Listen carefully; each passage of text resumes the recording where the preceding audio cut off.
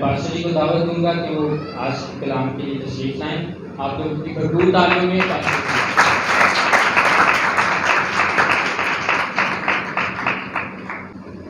خداوند یسوع مسیح کے نام میں آپ سب کو سلام.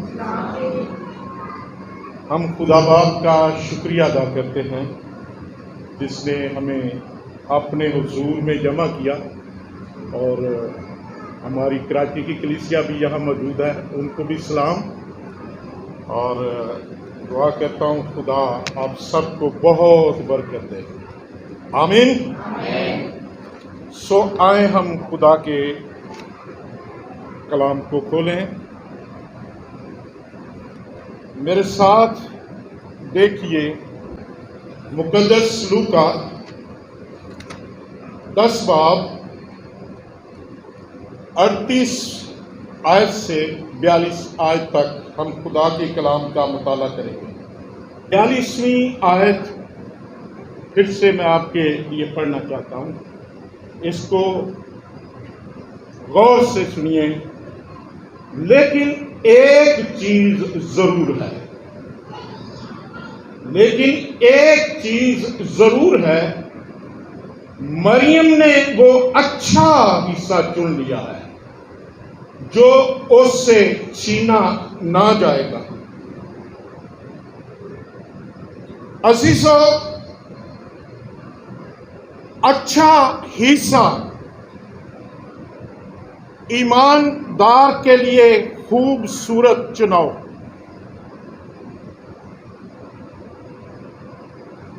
مریم اور مارتھا کے اس واقعہ کی روشنی میں آئیے ہم بھی اپنی ترجیحات کا جائزہ لیں اور اپنی ترجیحات کا جائزہ لیتے ہوئے بڑی سنجیدگی سے غور کیجیے گا کہ کہیں میں اور آپ آج جب مادہ پرستی مصروفیات نے انسان کو گھیر رکھا ہے اور کہیں کام کی زیادتی کے باعث ہم اپنے اس اچھے حصے کو کھو تو نہیں رہے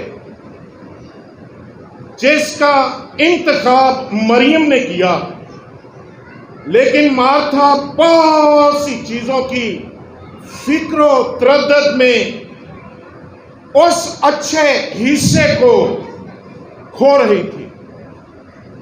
اور عزیزو، اس اچھے حصے کو جاننا سمجھنا میرے اور آپ کے لیے بہت اہم، بہت ضروری.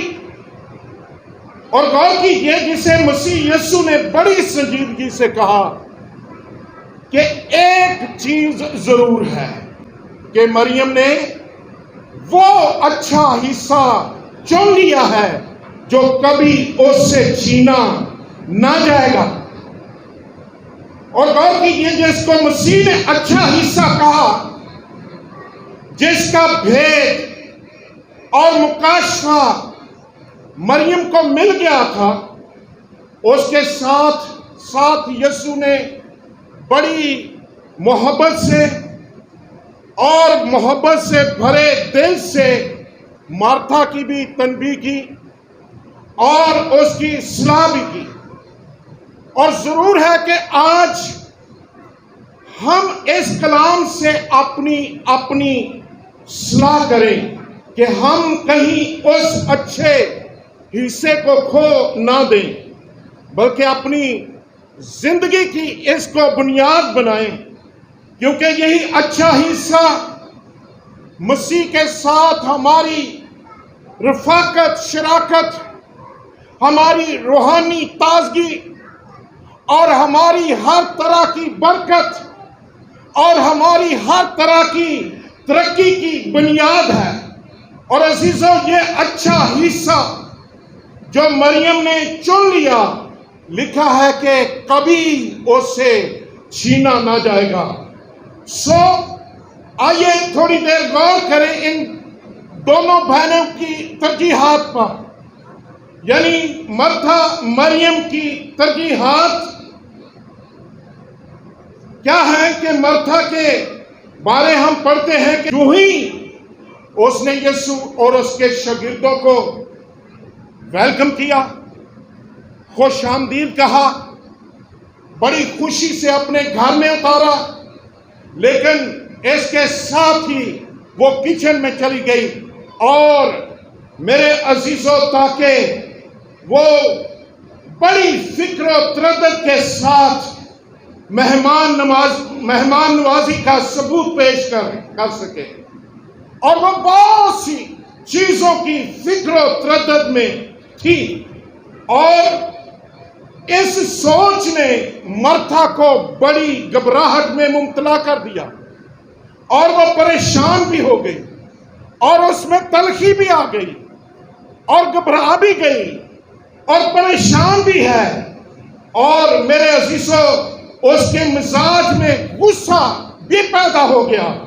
لیکن دوسری طرف مریم ہے، جو ہی یسوع انٹر ہوا اور یسوع کے وہ قدموں میں بیٹھ گئی اور اس کا کلام، یہ ان دونوں بہنوں کی ترجیح، یہ ان دونوں بہنوں کی میرے عزیزوں ہم دیکھتے ہیں کہ لیکن یسوع مسیح کہتا ہے ایک چیز ضرور ہے کہ مریم نے وہ اچھا حصہ چن لیا ہے جو کبھی اس سے چھینا نہ جائے گا۔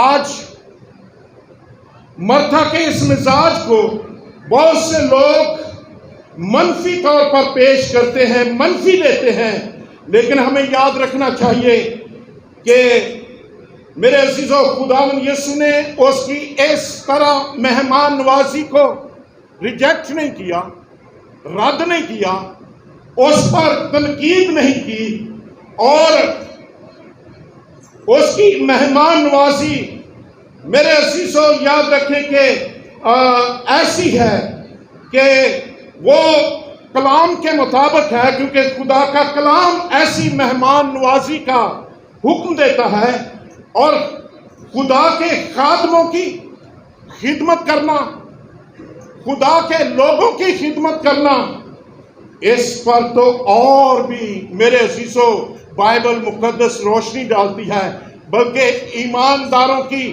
خدمت کرنا، خدا کے خادموں کی خدمت کرنا، یہ ایک ایماندار کی بہت بڑی خوبی اور بہت بڑی اچھائی ہے، کیونکہ خدا کا کلام کہتا ہے کہ جب کوئی خادم کسی کے گھر میں جاتا ہے، گویا خدا کا فرشتہ ان کے گھر میں آ گیا ہے۔ کون آ گیا ہے؟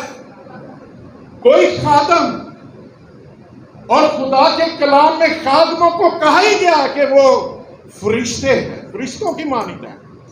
اور پھر دوسری بات، اگر کسی گھر میں خادم جاتا ہے تو گویا خدا خادم کے ذریعے اس گھر میں کیا ہے؟ آ گیا ہے۔ تو ہمیں یہ کہا گیا ہے جو میرے خادم کو قبول کرتا ہے وہ گویا کسی بھی خادم کی، جو خدا کا خادم ہے، والہانہ جہاں تک ہو سکے مہمان نوازی کرنا یہ بڑا اہم ہے۔ آئیے ذرا اس حوالے کو ضرور میرے ساتھ دیکھیے، عبرانیوں کے خط میں، عبرانیوں 13 اور اس کی دوسری آیت سے، غافل کرنے سے غافل نہ رہو، کیونکہ اسی کی وجہ سے بعض نے بے خبری میں فرشتوں کی مہمانداری کی ہے۔ قیدیوں کو اس طرح یاد رکھو۔ شکریہ۔ ہمیں یہ کہا گیا ہے کہ مسافر پروری سے غافل نہ رہو، کیونکہ اسی کی وجہ سے بعض نے بے خبری میں، اور یسوع نے خود اسپیشلی یہ کہا کہ جو کوئی نبی کے طور پر نبی کو قبول کرتا ہے وہ نبی کا اجر پائے گا، جو کوئی خادم کو قبول کرتا ہے وہ مجھے قبول کرتا ہے۔ خداوند یسوع اصل میں مارتھا کو سکھانا چاہتا ہے کہ ہم اپنی ترجیحات کو کس طرح سیٹ کرتے ہیں اور ہماری ترجیحات کس طرح اہم ہو سکتی ہے. اور میرے عزیزو، ہماری ترجیحات بعض اوقات اہم اور غیر اہم ضروری کیا جاتا ہے. یعنی بعض دفعہ ہم جو ہے اہم ترجیحات ہوتی ہے اس سے نظر ہٹا کر غیر اہم چیزوں کی طرف اس سے مغلوب ہو جاتے ہیں، اور اپنی ترجیحات پر ہمیں اسی طرح غور کرنے کی ضرورت ہے، امتیاز کرنے کی ضرورت ہے. کبھی کبھی ہم غیر اہم باتوں سے مغلوب ہو جاتے ہیں اور ہماری توجہ اہم کاموں سے، اہم خدمات سے ہٹ کر میرے عزیزو اور غیر اہم باتوں پر آ جاتی ہے. ہم غیر اہم جو کام ہیں ضروری ہوتے ہیں بعض اوقات، لیکن ہم زیادہ فوکس ان پر لے جاتے ہیں. مرتھا خدمت کرتے کرتے گھبرا گئی. یہاں جو گھبراہٹ کے لیے لفظ یوز ہوا ہے، اس کا مطلب ہے اصل کام سے ہٹ جانا، اپنے گول سے ہٹ جانا، خیالات کا منتشر ہو جانا، یا خیالات جو منتشر ہیں ان میں بہ کر اصل کام سے ہٹ کر دور چلے جانا.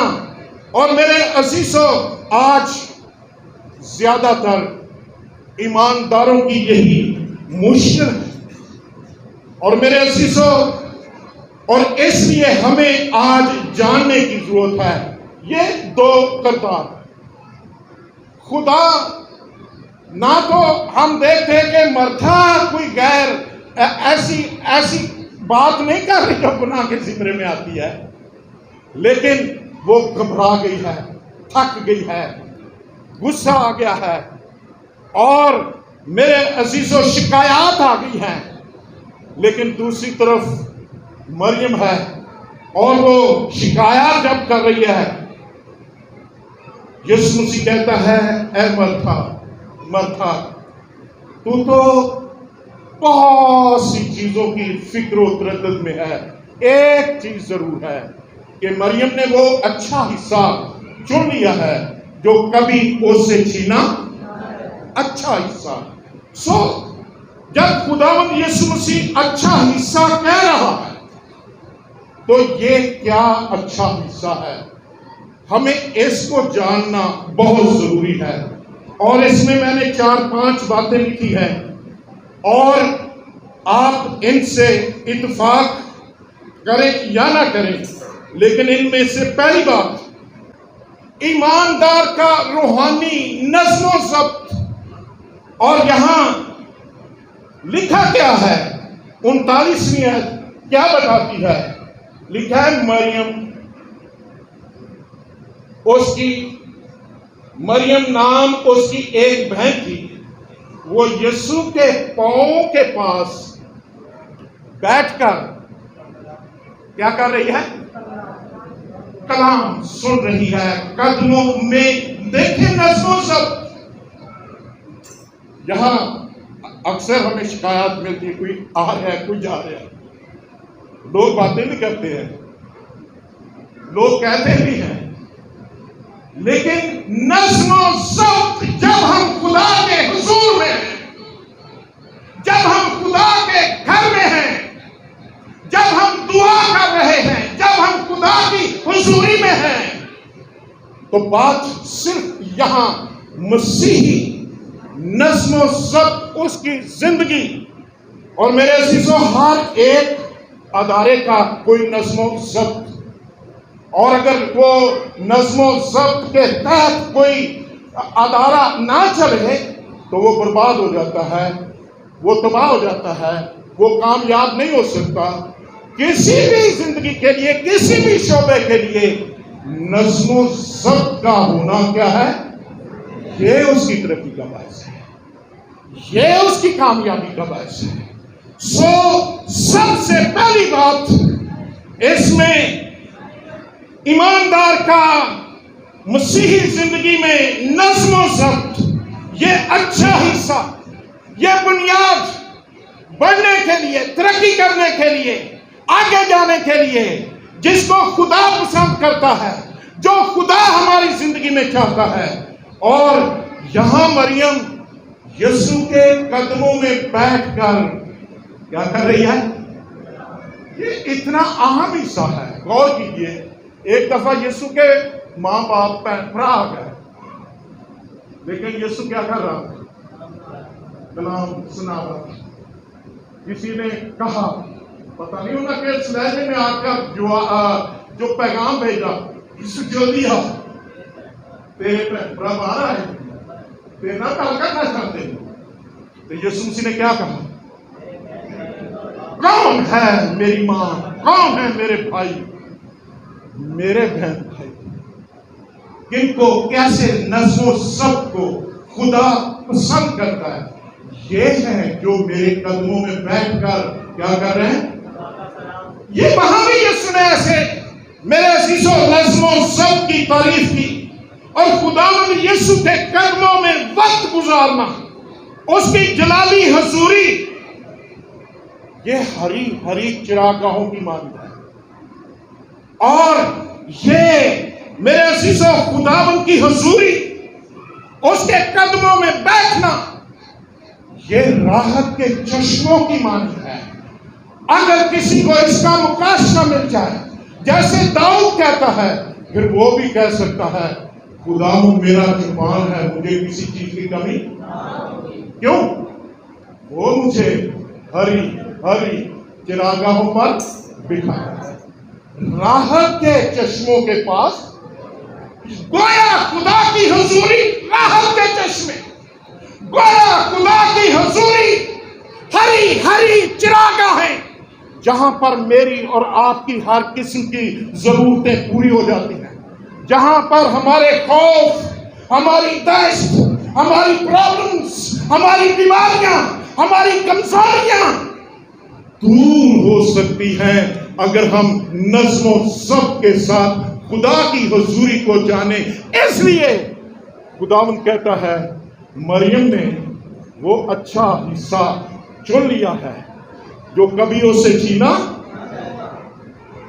سو عزیزو، مریم کا یہ عمل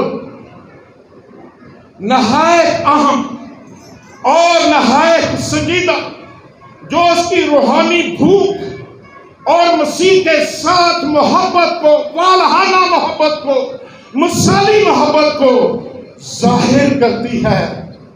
اور وہ ظاہر کر رہی ہے کہ میں مسیح سے محبت کرتی ہوں، میں مسیح سے پیار کرتی ہوں، اور وہ خدا کے کلام کی بھوک پیاس کی علامت۔ لیکن آج عالمگیر سطح پر کلیسیا کی روحانی بھوک ختم ہو چکی ہے، سیکھنے کی، خدا کی حضوری کی، خدا کے قدموں میں آنے کی۔ میرے عزیزو، بھوک ختم ہو چکی ہے۔ ہم خدا کی حضوری میں آتے ضرور ہیں، لیکن سطحی طور پر اور اوپر سے، اور مجھے اس کے کہنے میں کوئی ملال نہیں۔ میں جانتا ہوں جب ہم مریم کی طرح پورے طور پر، والہانہ طور پر خدا کی حضوری میں بیٹھنے کا مکاشفہ پالیں گے، تو ہم اوپر جائیں گے، ہم برکت پائیں گے، اور یہ اچھا حصہ ہے، یہ ترقی کی طرف جانے والا حصہ ہے۔ اور لیکن کلیسیا آج ہمیں کوئی مایوس، بے دل اسی لیے نظر آتی ہے کہ وہ خدا کی حضوری، جو ہری ہری چراگاہیں ہیں، جو راحت کے کیا ہے؟ چشمے ہیں، جہاں راحت ملتی ہے، خوشی ملتی ہے، تازگی ملتی ہے، دلیری ملتی ہے، لیکن ہم مایوس، ہمارے چہرے اداس، پریشان۔ اور آج دوسری بات اس میں کہ کلیسیا روحانی طور پر اس کی بھوک پیاس اس میں رہی۔ اور اگر فزیکل بات دیکھیں اچھا اگر کسی کو پیاس نہ لگے وہ بندہ کیسا ہوئے؟ بیمار، میدا بیمار، ہضم ہی نہیں کر سکتا، وہ بیمار آج عالمی سطح پر ایماندار کلیسیا بیمار، جب اس کے اندر بھوک پیاس ختم ہو چکی ہے. اور میرے عزیزوں غور کیجئے کیسی پیاس ہونی چاہیے. زبور نویس کے مطابق میری روح زندہ خدا کی پیاسی. میری روح کیا ہے؟ اور بھوک ہونی چاہیے. تیرا کلام ملا، میں نے نوش کیا، کھا لیا. یہ زندہ روٹی، یہ زندہ پانی. میرے عزیزوں اس کی بھوک پیاس ہمارے دل میں ہونی چاہیے اور ہمارے روح کے اندر ہونی چاہیے، جو ہمیں میرے عزیزوں سرفرازی کی طرف لے جاتی ہے. اور یہ اس لیے یسوع مسیح کہتا ہے اچھا حصہ ہے. مریم نے وہ اچھا حصہ چن لیا جو کبھی اس سے چھینا. دوسری بات، خداوند یسوع کے قدموں میں بیٹھنا اچھا حصہ ہے. خدا کے قدموں میں بیٹھنا یہ اچھا حصہ ہے. خداوند یسوع کے قدموں میں بیٹھنے سے مراد اس سے محبت کرنا، اپنی محبت کا اظہار کرنا. صرف کورس نہیں گانا آئی لو یو جیسس، اتو گا کے دے باہر پھر اسے.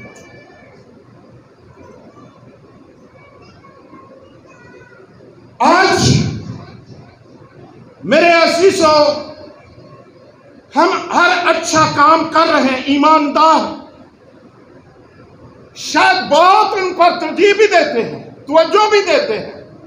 افسس کی کلیسیا، افسس کا چرچ کیا کر رہا تھا؟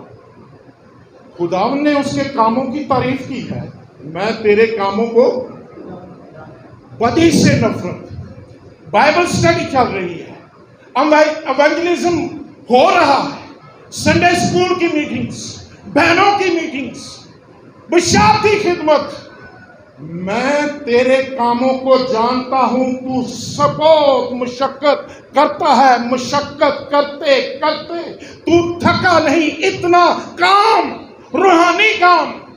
اور جو یہاں مشقت کے لیے لفظ یوز ہوا ہے، یسوع کہہ رہا ہے تو اتنا کام کرتا ہے تینوں تے گاش آ جانا چاہیے، لیکن تو پھر بھی تھکا، گھبرایا نہیں. لیکن محبت نہیں ہے مسیح کے ساتھ. مجھے تجھ سے ایک شکایت ہے. مجھے تجھ سے کیا ہے؟ تو نے پہلی سی محبت. یہ مطلب کہ اسی سارے کام تو اسی کرنے دعائیا میٹنگ کوئی نہیں. خدا دی حضوری چ نہیں بیٹھ پہ، خدا نو وقت نہیں دے، خدا دے ساتھ اس کی حضوری میں وقت نہیں گزارتے. اور یہ میری بہنوں، میرے بھائیوں، افسس کے چرچ کا حال. لیکن مریم کو انجیلوں کا مطالعہ کریں، جہاں بھی مریم کا نام آتا ہے، جہاں بھی مریم کو ہم پڑھتے ہیں، جہاں بھی مریم کا ذکر اناجیل میں ہم دیکھتے ہیں، اور ہم میرے عزیزوں اسے یسوع کے قدموں میں ہی بیٹھا ہوا دیکھتے ہیں. کہاں پر بیٹھے دیکھتے ہیں؟ یسوع کے قدموں میں یہ بیٹھی رہتی ہے. اور جہاں بھی ہم دیکھتے ہیں، اور اس کی محبت مسیح کے ساتھ والہانہ، اور یہ بڑی سے بڑی چیز بھی مسیح پر نچھاور کرنے والی لیڈی ہے. آپ کو پتا یسوع ایک گھر میں تھا، کھانا کھا رہا تھا. یہ آئی آدھا سیر عطر، اس نے یسوع کے قدموں میں انڈیل دیا. اسی پرفیوم ہے تھوڑی تھوڑی شوں کر کے بس لیکن اس نے کیا کیا؟ سارے کا سارا، آدھا سے، اور کہا جاتا ہے یہ 300 دینار کا تھا۔ کتنا؟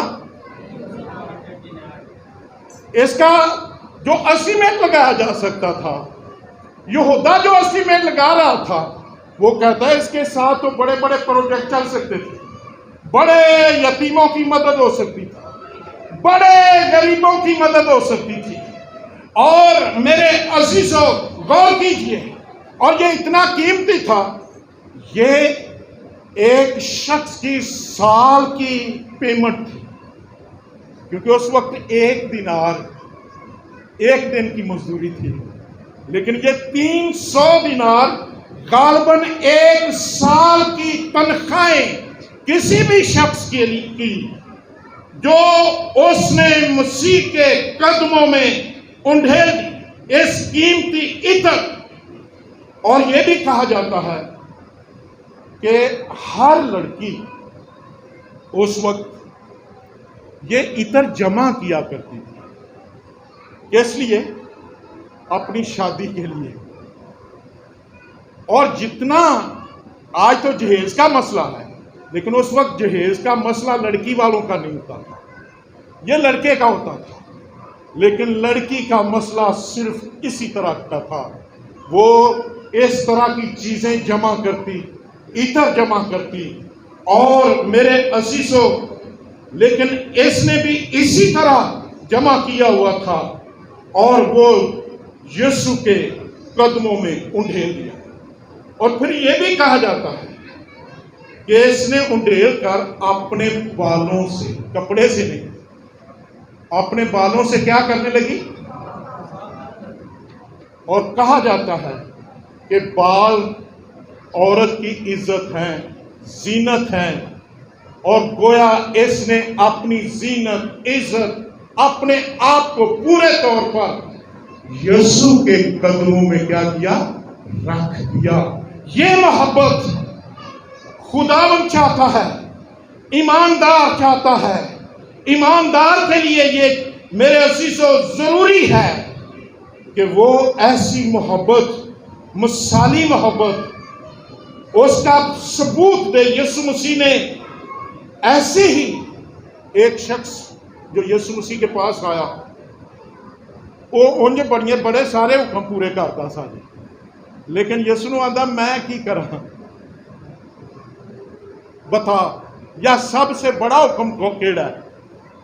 تو یسوع نے کیا کیا؟ تو اپنے سارے دل، اپنی ساری جان، اپنی ساری عقل سے خداوند اپنے خدا سے کی کر ایسی محبت جو دل سے، روح سے، عقل سے۔ تو جب ہم خدا کی حضوری میں بیٹھتے ہیں، اس کی حضوری میں آتے ہیں، تو ایسی محبت کا اظہار خدا چاہتا ہے۔ اور ایسی محبت سے جب ہم اس کے حضور میں ورشپ کرتے ہیں، پرستش کرتے ہیں، اس کو عزت دیتے ہیں، جلال دیتے ہیں، تو یہ ہماری محبت کا ثبوت ہوتا ہے۔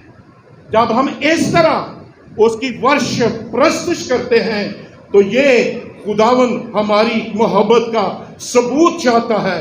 اور آج اس مادہ پرستی کے دور میں انسان مادی چیزوں میں کھو چکا ہے، اور اس کا دل، اس کی محبت میرے عزیزوں بٹ چکی ہے۔ دنیا کے ساتھ بھی، خدا کے ساتھ بھی ہم سمجھوتوں میں آ گئے ہیں۔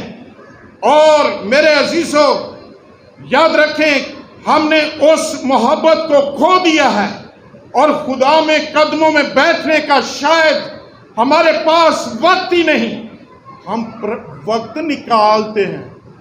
اچھا، کسی نو جدوں وزٹ کرنے آنا سی، بھائی جی چرچ آیا جے، وہ کو پتا کہ اچھا وقت کٹا کی کران گے؟ ٹائم کڈن دی، ایسا ٹائم نکالنے میں کوئی ورشپ نہیں، کوئی برکت نہیں، کوئی چیز نہیں۔ تو اپنے سارے دل، اپنی ساری جان، اپنی ساری عقل سے خداوند کو کیا کر، سب چیزیں اس نے پیدا کی اور اس نے اس کے لیے, مسیح کے لیے یہ چیزیں پیدا کی تاکہ سب چیزوں میں اس کا کیا ہو, پہلا درجہ. حبقوق 2 باب اس کی پہلی آیت میں کہتا ہے, میں اپنی دیدگاہ پر چڑھ کر کھڑا رہوں گا اور ویٹ کروں گا, انتظار کروں گا کہ وہ مجھے کیا کہتا ہے. ہلیلویا. وہ ویٹ کرتے تھے, انتظار کرتے تھے. اور یاد رکھیں, مسیح کی آواز دھیمی, پرفضل اور جلال سے بھری ہوئی. اور میرے عزیزو, جو خدا چاہتا ہے اس کے بیٹے بیٹیاں سنیں, اور مجھے بھی خدا کی آواز سننے کا تجربہ ہوا. اور وہ آواز میرے عزیزو مجھے خدمت میں حوصلہ دیتی ہے. وہ آواز میرے عزیزو بڑا فرق پیدا اس نے کیا. اور جب حالات کیسے بھی کیوں نہ برے ہو جائیں, مالی حالات اور مخالفتیں اور ایسی دوسری چیزیں, لیکن خدا کی آواز آپ کو تقویت دے رہی ہوتی ہے. تو مت ڈر, تو خوف نہ کر, میں تیرے ساتھ ہوں, جہاں جہاں تو جائے گا میں تیرے ساتھ ہوں. سو خدا کے قدموں میں بیٹھ کر اس کی آواز سننا یہ اچھا حصہ ہے. آمین. اور آخری بات, 5ویں بات, اچھا حصہ مسیح کے قدموں میں بیٹھنا ایک اچھے شاگرد کی علامت ہے. مسیح کے قدموں میں بیٹھنا اچھا حصہ اچھے شاگرد کی علامت ہے. مسیح کے دور میں جو شاگرد ہوتے تھے وہ استادوں اور ربیوں کے قدموں میں بیٹھ کر خدا کے کلام کو سیکھتے رہتے تھے. کہاں بیٹھ کر؟ اور یہ میرے عزیزوں اس وقت کا اصول, اور وہ سیکھتے تھے. میرے ساتھ ایک حوالہ دیکھیے. خدا ہماری زندگی میں یہی چاہتا ہے. یسایہ 50:4 پڑھ دیجیے جلدی سے, یہ آخری حوالہ.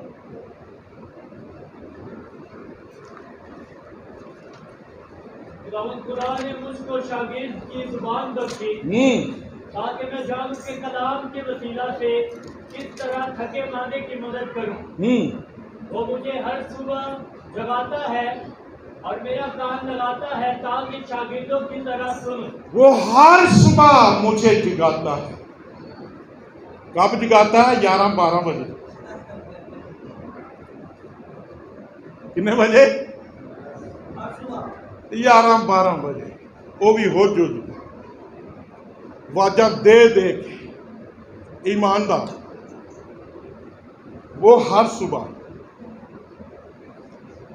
مجھے آواز دیتا ہے, جگا دیتا ہے, میرا کان لگاتا ہے تاکہ شاگردوں کی طرح سنوں. شاگردوں کی طرح سنوں.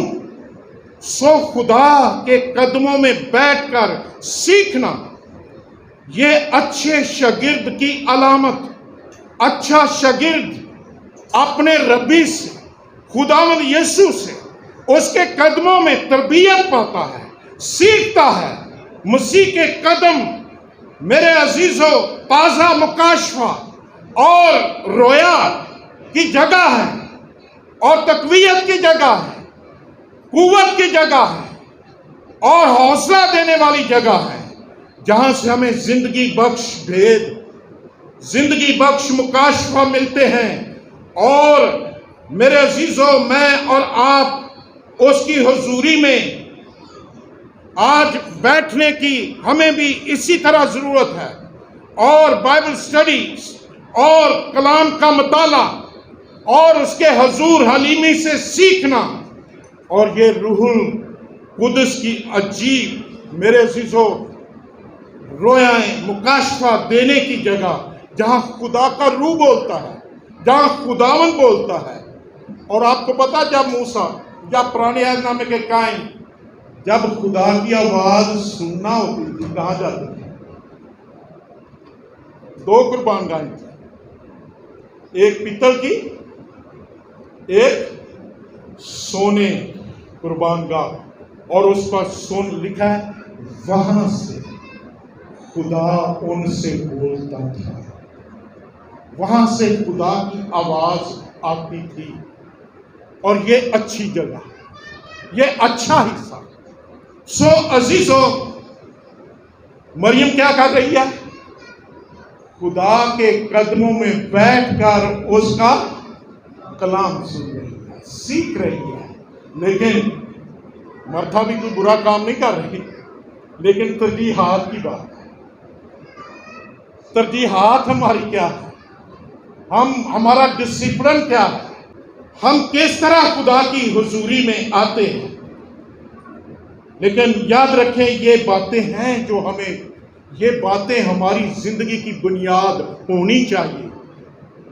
और खुदावंद हमारे लिए भी ये कह सके कि जिस तरह उसने कहा, मरियम ने अच्छा हिस्सा चुन लिया है जो कभी उससे छीना। मर्था क्या कर रही है? उसको वो क्या मेरे खिलाफ क्या कह रही है?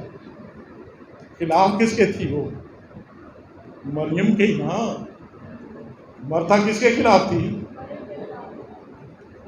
आज कितनी मार्था हमारे इर्द गिर्द झुंझलाती हैं हम पर, चिल्लाती हैं हम पर, हमारी शिकायत करती हैं। लेकिन आप मरियम बनिए जो कि मसीह के कदमों में बैठकर किसकी आवाज सुन रही है। ये अच्छा हिस्सा है। आइए हम झुकें और दुआ करें।